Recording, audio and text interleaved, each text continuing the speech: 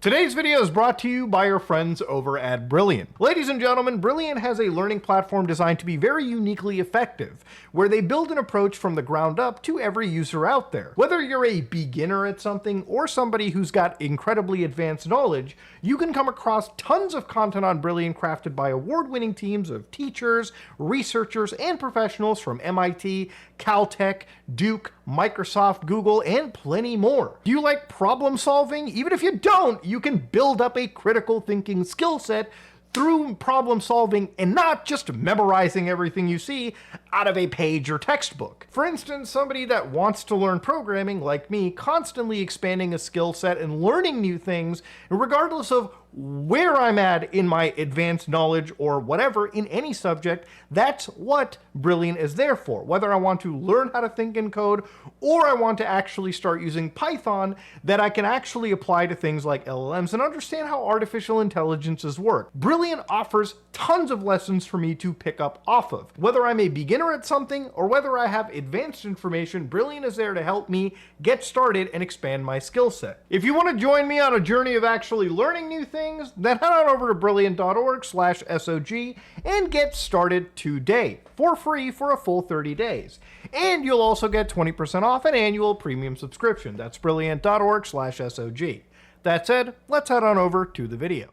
Hello guys and gals, me Mutahar, and you know what? I started my channel out with the second video being Haunted Gaming Pokemon Creepy Black, and for the first few years on my channel, one of the things that excited me was looking at that creepy side of the internet where video games interspiced with actual creepy online stories basically created a scenario like this, where I would be up at 2 in the morning looking through the wildest, creepier parts of the internet, coming across these crazy stories, and at times, playing some really spooky video games. Now, way back in the day, one of the earliest video gaming haunted stories that I ever read was Mario, one of these infamous Super Mario World creepypasta ROM hacks. And 6 years ago, I made a video in the same vein of haunted gaming where I actually covered this creepypasta a bit. And since then, there's been a lot more revelations that have come out of that story, a sequel, Lost Media, that has since been found, and a whole bunch of Mario games that have become direct inspirations. I would say since 6 years ago, one of the most popular aspects of online creepypasta stories have been analog horror, a style of content that mimics VHS-style photography, videography, all the way back from the 90s, typically using it to add an extra oomph of horror and ambiance to a story that otherwise would have probably matched a standard story of what we saw back in 2011. So of course, ladies and gentlemen, to begin this story, we have to go all the way back to a website known as smwcentral.net. So back in December 28, 2010, this was an alleged true story that was brought up by a user known as Adam, a user that shared the Mario creepypasta ROM hack. Now, to give an idea, ROM hacks back in the day typically would require you to obtain a ROM of Super Mario World or whatever attributing game, and using an IPS or BPS patcher, you could basically download these patch files, apply them to a standard ROM, and play customized versions of Mario. Nowadays, you probably play something like Super Mario Maker or Mario Maker 2 to play some customized versions of Mario ROMs. But back in the day, playing customized versions of video games, especially platformers like this, was effectively all the rage and still is to this day. But in amongst all of these actual custom versions came creepypasta story ROMs that existed, the most popular of which being this Mario creepypasta. So according to the story, it happened on tonight of all nights. I was bored, obviously contemplating what I thought I could do to waste time as I chatted with the people in #SMWC. We had good times and shared a few laughs together. Out of boredom, I decided to patrol the hacks waiting to be moderated section. Seems that we had quite a bit, 33 if I recall correctly. The first few hacks I saw when I sorted them by date were a couple really horrible ones with bad screenshots to boot. Naturally, showing these hacks to the Centralites, currently on #SMWC, we were laughing at how bad some of them were. But then I got to a hack called Mario. Just that, nothing more, nothing less. The description seemed quite odd, as if some Japanese hacker was trying to translate the original plot of Super Mario World into English, and failing horribly. I showed this to Kieran and he started laughing at the description, and it read as follows. As you play the role of Super Mario Plumber, verify that you are beautiful, Purin Setsuto Zotoro, again, Bowser kidnapped the evil king. It's your job to save her. The hack includes 6 levels of very long. Now, aside from my butchering of the Japanese language, you too can fire this hack up for yourself and give it a try, and I'll probably be interspersing some of the gameplay as we cover the story just to give you a context and idea of what this contained.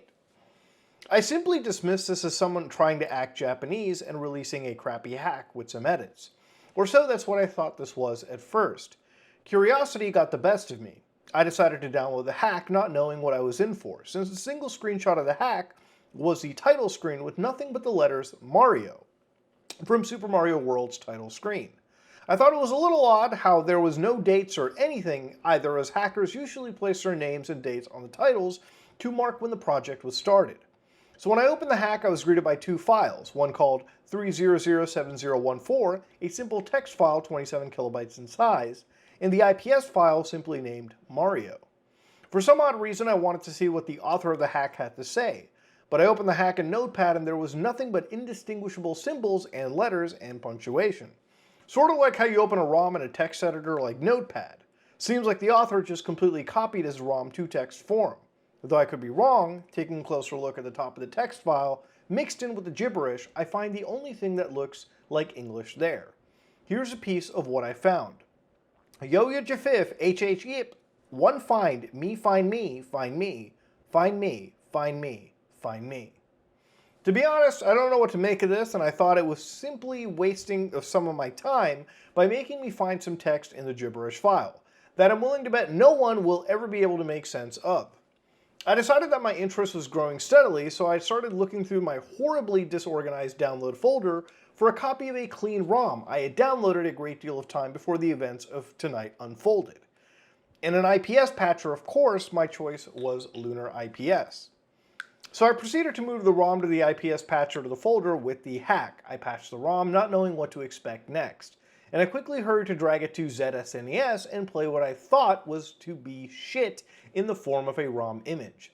I noticed that boot up, the author had taken the time to change the header of this hack. Instead of the usual Super Mario World you normally see when booting up the ROM in ZSNES, it just had the letters Mario there again. At this point I gained a little hope, because normally people who do horrible half-ass edits to the ROM generally don't know enough to change a header title. I thought I wasn't wasting my time with this, and my mood brightened slightly at the thought of seeing that the author had to offer in this interesting little hack. So the title screen loaded, exactly like it would with Super Mario World, except that it's just Mario on the title, like I had mentioned earlier. Something else that grabbed my interest more so than the unusual absence of Layer 3 titles on the title screen. Mario's normal bright-colored and happy palette seemed, how can I put it, dull. What was once violet-like red was now what seemed like gray with a slight red tint to it, and I'm fairly sure that his pants were looking more gray than blue too. I thought this was strange, and I wondered why he had decided to give Mario such a dull palette. Regardless as to what the intentions were, I felt that something was wrong. Not in the sense that the palette was slightly bad, but that the hack was empty. Like something had happened. Upon pressing start and selecting a new file, a lot of the other countless Mario hacks I had played in the past, there was some sort of intro screen that basically described the entirety of the plot in a short paragraph, just small enough to fit into a small black box. I began reading, and for the most part, the message stayed the same. There was one key factor that made this interesting. Apparently the main antagonist of the hack wasn't Bowser at all, it was Mario. The message says as following: "Welcome, this is Dinosaur Land. In the strange land we find that Princess Toadstool is missing again. Looks like Mario is at it again." Upon entering the overworld, everything seemed normal. Same old level path, same old music, but the level names were different. Instead of Yoshi's house, like it always had been, every time I'd ever played Super Mario World, it now simply just Yoshi's. The house part was gone. I thought that this was strange, and I began to lose hope in the hack because it had barely seemed like anything had changed at all from the original. I was hoping to see something new. Well, unluckily for me, I got my wish. As you'll see when you read on, I decided to enter the level out of curiosity. When I entered, the whole house that's normally there was gone. No more smoke, no more fire, no more birdies, and no more treehouse. All that was left was the message box, and I decided to hit it. Upon opening, the message I expected to be there was replaced with what seemed like binary. So that binary allegedly says notepad. And again, the more you go through with it, you actually start to go into certain levels in this game, like Yoshi's Island 1, and realize that, yeah, things are a lot more different than one would ever expect. For instance, entering that level, other than the music, everything seemed to be the same, except for the fact that the little Koopa that slides on the ledges wasn't there anymore. Nor was the Bonsai Bill. The dragon coin that was still there, however, was, for some odd reason, wasn't collectible. Or rather, any dragon coins at all. The author made certain of that. I also noticed that there was a brown used block near the spot where the Bonsai Bill normally shows up, and I can only assume this was a revisit to the level that I had beaten it, like I had heard in some half-assed creepypasta stories, in other Mario games. Now I was wondering why things like this, making me wonder what the intro message, had Mario done something previously to Dinosaur Land? Was this in Bowser's point of view? I quickly dismissed the latter option because it seemed kind of stupid. So it left me thinking that Mario at one point in time in the author's story did something. But what? So what did Mario do? My mind was nothing but rushing thoughts at this point. However, I quickly dismissed them and ventured further into the level. And of course, as you play this ROM, you'll find more and more creepy text boxes that pop up. For instance, one of them, quite possibly the most iconic, I hate you. So again, the more and more you go through this game's level, the more and more you'll find out that yes, things are clearly different. The text boxes are designed to creep out the average player playing this late into the night. So of course, the people on SMW Central decided to jump in and go, yeah, cool bro, awesome beans, cool story brother. Holy shit, the hack is still waiting to be in the moderated section. So again, the more and more it went into it, yeah, people started to play the actual ROM, and of course, down the road, then it came out to part 2 from our user Adam. So Adam says, something not far off from Yoshi block, I found a message box, in the same place I remember that it always had been. Though if I'd learned anything at all from playing this, is that whatever had to be in the message box message was not going to be remotely normal at the slightest. And of course, one of the messages was, but, is there anything I can do to change your mind? So of course, down the road, more and more message boxes were changed, and that's pretty much where the story had actually come from. So towards the Iggy boss, towards the end of the first actual island, what they basically found out was they defeated Iggy pretty easily, much more easier than apparently the original version here. And again, they got this one message. Victim number 1, eyeballs were unable to be found. The victim was found lying on her carpet. Causes of death unknown. Hand marks with unidentifiable fingerprints were found all over the corpse. So according to Adam, they wondered what the fuck was actually happening, who was the victim, and why were the eyeballs gouged out. So of course down the road there were more text boxes that showed up where they said there's no way out of here, fly away. So in the level Donut Plains 1, they found it weird that they actually had these two contradicting messages. But of course, to go further into it, what happened next was the whole game actually going to be like this. According to Adam, they began to create more thoughts in their head trying to figure the message boxes out, but to no avail, I proceeded to walk to the right. I made a jump, but I found that I was stuck in the area, and there was an invisible wall, and I thought I'd hit a dead end. When I landed, I tried moving right again to see if there was any way to go on, and all of a sudden, I hear the pipe sound. And I'm making the pipe animation, except there's no pipe present.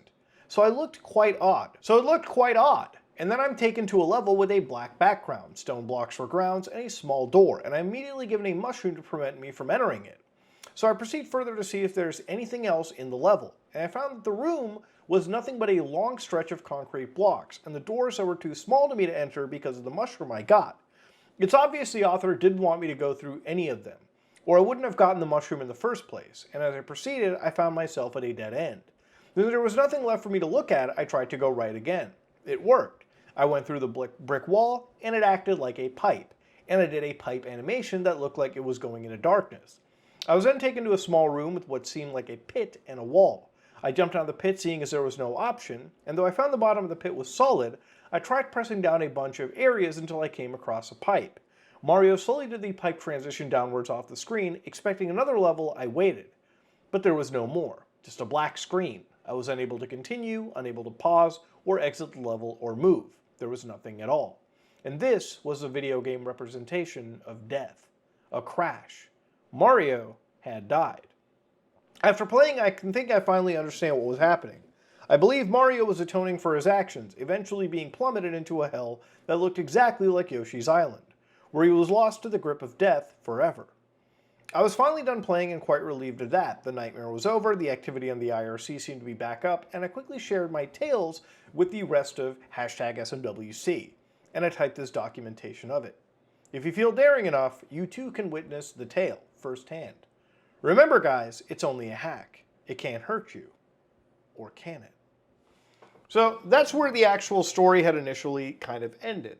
And this was one of those creepypastas where it was interesting reading it at the time because of the game that was attached to it.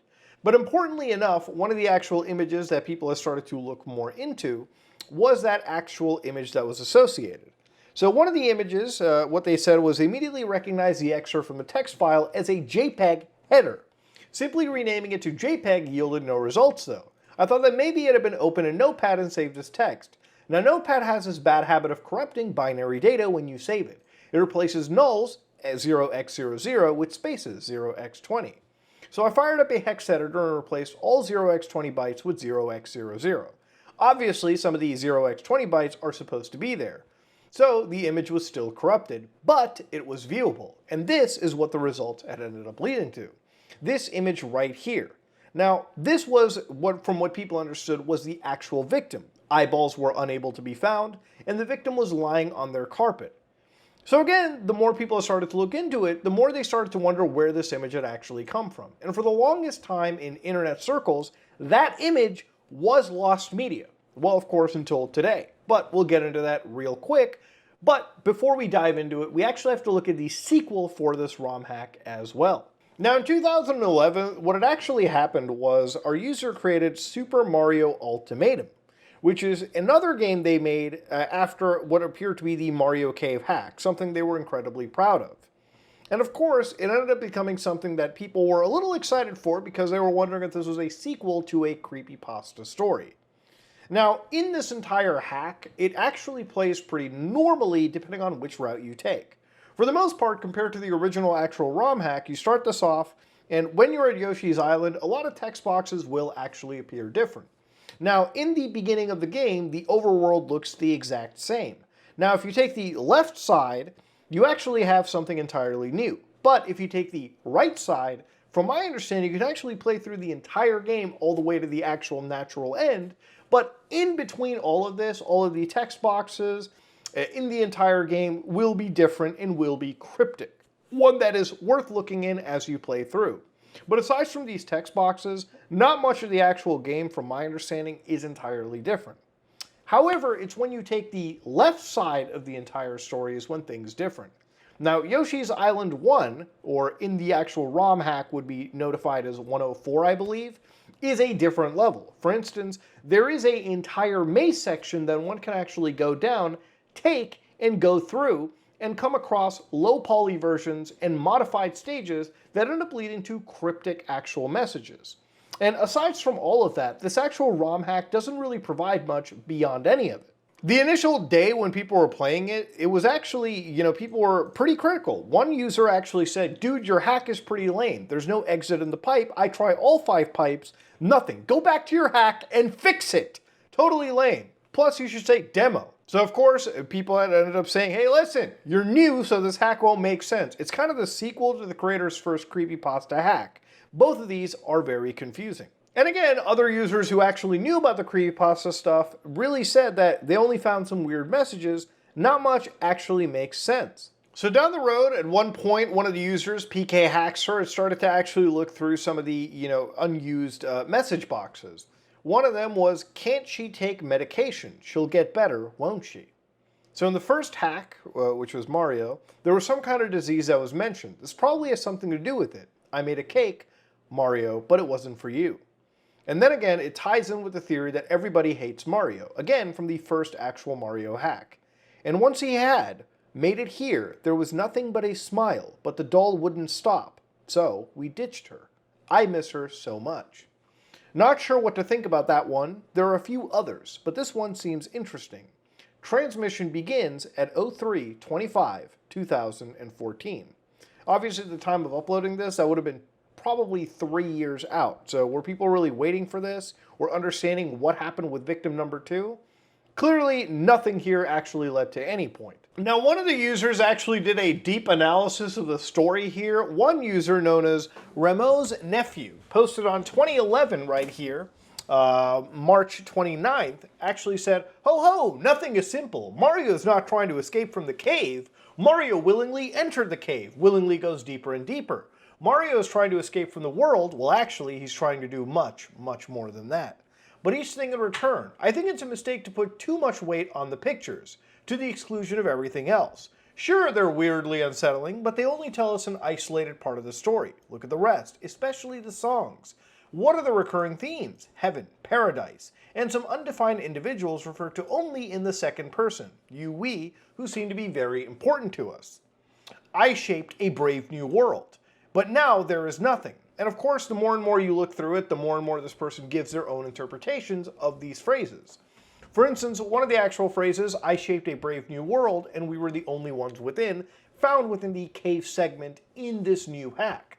Indeed, this is precisely what Mario has done for the entirety of the cave segment, trying to construct, although through an unorthodox method of stripping away layers, a new perfect world where he can live without fear or worry, free of all pleasures and demands. But there's one set of pressures and demands that he can never escape, even here, those of himself on himself.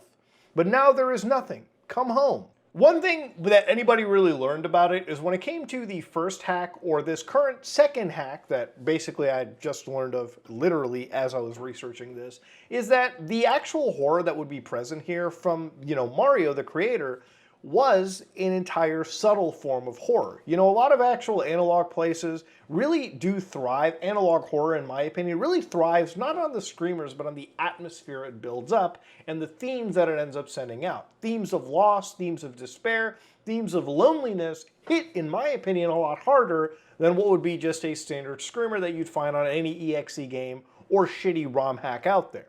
Now, to understand, you have to actually go to Mario's account and look at some of the crazier things that he would have stored on here. Again, one of the things about these kind of ARGs is that they're still generally unfinished, and whether Mario was a troll, you have to really put yourself back in the days of 2010, 2011. At the time these entire files were released, you had to look through, files that they would post, like Dumbfounded Goomba 5. Again, what appeared to be like this weird PS1 era render of this one girl sitting in a pool. One of the actual two files that really stuck out, though, were these two MP3 files, Hello and Momo.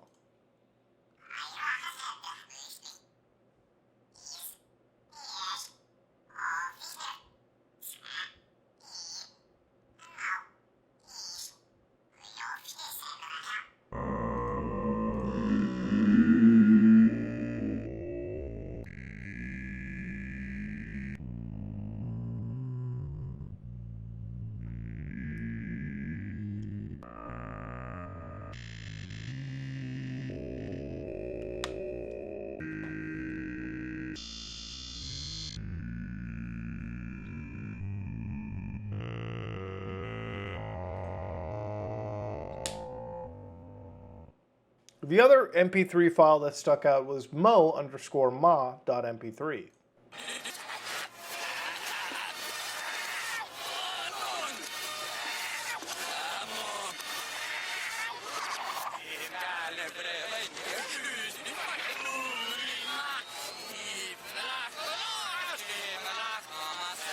Now, whether one would have to reverse some of these audio tracks and put them into spectrographs just to see if there was maybe hidden messages deep within it, one thing that ended up coming out was through one YouTube channel known as Hey Peter. Now, Hey Peter is a YouTuber with 60,000 subscribers covering creepypastas as well. But inside here, one user known as Rotten Egg 2000 1 year ago posted, "Hello, I made the ROM hack in question. The ARG is unfinished because I was 14 and I was making it up as I went along." Which pretty much kind of was the theory that I was going with. Why the hack exists? SMWC used to hold annual level design contests where you made a single Mario World level and submitted it to be rated. I participated and my level was rated like 2 out of 10, which pissed me off. So one evening when I was bored, I purposely made a bad cryptic ROM hack because I thought it would be funny to see people's reaction to it. I didn't expect anyone to actually pay close attention. I thought people would just play it and then forget about it. As for the ARG, it was really just made up on the fly, a collage of random scary stuff. I'm not sure where I was going with it, but I think I just wanted to keep the spookiness going. As I recall, the plot I was going for was that SMW was being used as a medium to tell a spooky story unrelated to Mario. Think Petscop, but again. It was just shit I made up on the spot as a teenager. It has no real rhyme or reason, it's just there to be spooky. And I was 14 at the time, it's poorly made, and just contains references to stuff I happened to be into as a teenager. Homestuck, House MD, Yumi Nikki, etc. It's a little embarrassing to see it again almost 15 years after the fact, but what can you do? Eventually, I stopped trying to make it unsettling and just uploaded whatever random GIFs I made in my spare time. It ends in the middle of nowhere because I stopped caring at some point. So yeah, that's the grand mystery of one of the craziest creepypasta stories in creepypasta online gaming analog horror history. It really was just a teenager that didn't give a shit to begin with. But one thing that's crazy about this kind of stuff is what one person considers to be so meaningless ends up spawning an entire treasure trove of creepypastas out there. And obviously the inspiration that Mario had provided was very substantial. Now, since the creation of this Mario creepypasta, there's been a few other games that, you could look at that were inspired very heavily by this creepy Mario story that existed literally back in 2011. Now, in the last video 6 years ago when I was covering this for Haunted Gaming, I looked through several ROM hacks, but since then, plenty of people have taken those same assets and created games on much more stringent engines that were much more capable than whatever these older Super Mario World creepypasta patches were able to provide. One of them that's pretty popular and one of them that I actually did really enjoy looking at was actually produced around 6 months ago, at least when it came to one of its demos. One game known as Mario.85. So again, this was created by a user known as SquishyBox, currently existing on GameJolt. So you can download this game, but one thing that is to point out is obviously it has that analog horror vibe. But without speaking too much, let's actually give it a try and see just what it has. So it gives you a warning. The game contains flashing lights and loud noises. If you are prone to epileptic seizures, then do not play this game. It's fine though, I actually don't care. I'm down with any seizures, let's go. Beware that the game saves only after beating final level of the world. If your life counter equals 0, you will be sent to the beginning. Big thanks to Taco Games, PN Cherries for the original game concept, Sunset for voice acting, MX, Frazdude, and Razzle Daddles Do for making MX character and making it possible.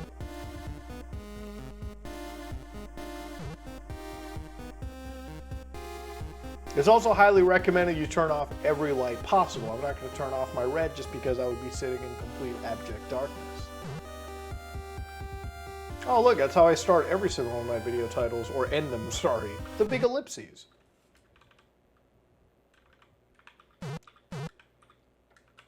Alright, so, oh wait, we fired up the 2-player game? Huh. Alright, well, I decided to break the mold, and instead of going to the first player route, I decided to go right into player 2. Now, first things first, I will just straight up drop it and just say, I do not enjoy the actual momentum. So the game is getting a little bit darker, okay? Alright, fair enough. We've got some Goombas. One thing I will say is they've definitely matched the entire style of Mario games pretty well. Let's actually try and jump it off here. Okay. Maybe get a mushroom. Oh, I can't get a mushroom there? Are you for real? Alright. Oh, okay. Black screen. There we go. We've got MX, the haunted Mario character. Find me, it says. Ooh, creepy audio. Alright, let's just jump on that. Okay, go over here. I will say that, oh, you saw him right there at the edge there too. Oh boy. I'll tell you what, this has a vibe to it. Okay, so now it's completely blacked out. Interesting. Okay. Oh, there it is. We're at the castle. There is, hey there, champ. Thanks for coming. Oh, you're welcome. I left you a little something at the beginning. You want to go take a look? It's a big surprise. Okay, well, what if we walk towards him here? Oh, okay, there it is. It actually is a violent, murdering psychopath. Now, interestingly enough, at the top left, you can see that my name actually ended up becoming Lucas for a little bit. So it's all part of this overall story. Actually, let's just skip that. Okay, let's go back. You can see that my name is Lucas now. There's no time. Oh, shit. Oh, fuck. Oh, god damn. Oh, god. Holy shit. Whoo! Whoo! That is the stuff of actual nightmares right there. We got a game over? God damn it.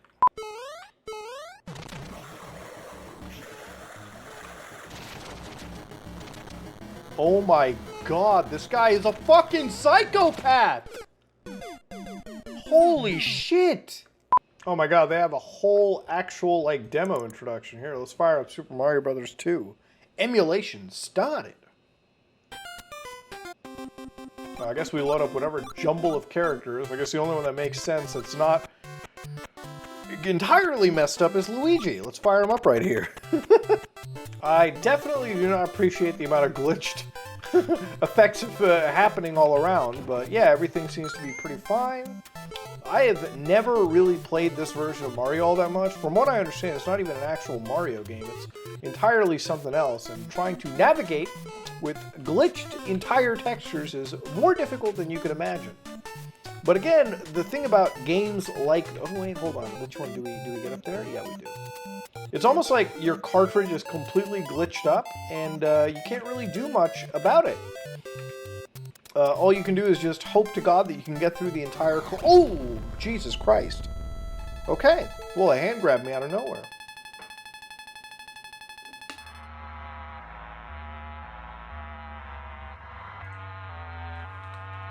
Oh my lord. That, ladies and gentlemen, is the actual stuff of nightmares. Now, compared to the Mario creepypasta that we started this video off with, I will say this is the yin and yang, right? Like, clearly one that relies on ambient horror. Now you've got a situation where they very much show you exactly what you should be fearful of. The Antichrist Mario, crushing his brother right within the palms of his hands.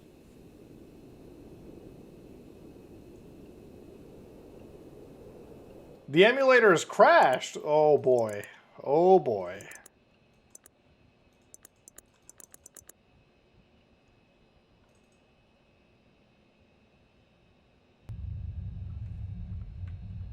Oh, that is never a good sign to be stuck in. Chained in a dungeon that belongs to your Antichrist brother. You know, and I will say, compared to the actual, you know, subtle horror that you saw literally at the beginning of this entire episode, this is obviously jumping the shark quite a fair bit. Now, I feel like it's probably worth showing exactly where this lost media stuff that I was talking about ended up actually factoring into the story. So while the original character, the original story writer of this, threw in what appeared to be an image that belonged to be victim number 1, the actual image itself was actually a target of the lost media community for the longest time, and only until the end of last year was this actually found. So 6 years ago, according to the r/creepypasta subreddit, people had asked, what is this image? And while it never really blew away in terms of virality on the site, people have started to look in and try to find out what this was. With 83 comments, some of the top ones we'll look at are right here. According to this one deleted user, 6 years ago, they said it is a GIMP Photoshop of some band member. It was proven to be fake by the creator on X after the image was posted like wildfire. The original file name of this is 125.601.296.86.jpg, and it had stale-ass copypasta that was tagged along with it saying, please don't download this image, it may contain MP3 files including a virus or something like that. I don't have the original thread with me, but I do remember seeing the unphotoshopped image, and no, it isn't SmileDog or Jeff the Killer. I don't have the unedited photo with me either. I'm going to have to look through some 4chan archives if I can. So what they'd linked to was this post right here that was on a 4chan archive. This archive actually ended up leading all the way back to January 16, 2016. Reminder that years before this image was used in the Mario creepypasta, it was used to troll X by a guy attempting to advertise their band. Even fooled /sank. Literally everything. Paranormal stuff by definition is extremely rare to find. Most of the time things are just a product of superstition or RPs. But one of the messages right here was it said, Annan said the image just appeared on his desktop. Then as the thread went on, said sound files started appearing on his computer and posted them for download. Sound files were samples of his band. Some people, or OP, started playing along, saying after listening to these sound files, the image appeared on their desktop as well, and listening to these sound files caused him to feel ill or dizzy. When viewed in the old Windows Media Player, the one that displayed graphic images that reflected the music, several Anons, or again, OP, said the image were all spirals, and posted pics of the file playing in Media Player. This caught on like wildfire both here and at Sank of a period about 36 hours, until OP came clean and admitted all of it was a hoax. So some of the rumors that people had basically started spreading around was possibly it could have been related to the video game Fatal Frame. It could have potentially been a real dead body, which has actually happened in video games where unfortunately gore and actual dead bodies have been used and found in files or assets. Chainmail Chasers, an ARG about creepypastas that you can watch on YouTube. Jeremy Clarkson, Amanda from Saw 2, Fear.com, or the Bloody Mary image. But eventually, on September 2nd, 2023, a Discord user by the name God ended up posting the original photo on a server called Victim Cord. And one of the alleged creators, thankfully found through a Wayback Machine archive, had ended up saying, "Holy fuck, I can 100% say yes, this is the original," leading to an original negative of the image that we're about to see right next. So on September 9, 2023, a user by the name of Act8113 found the actual unedited photo without a vignette, orange hue, and the crop. And the user states that the EXIF data from the original image kept the thumbnail data of the camera before the edits, ending that search altogether.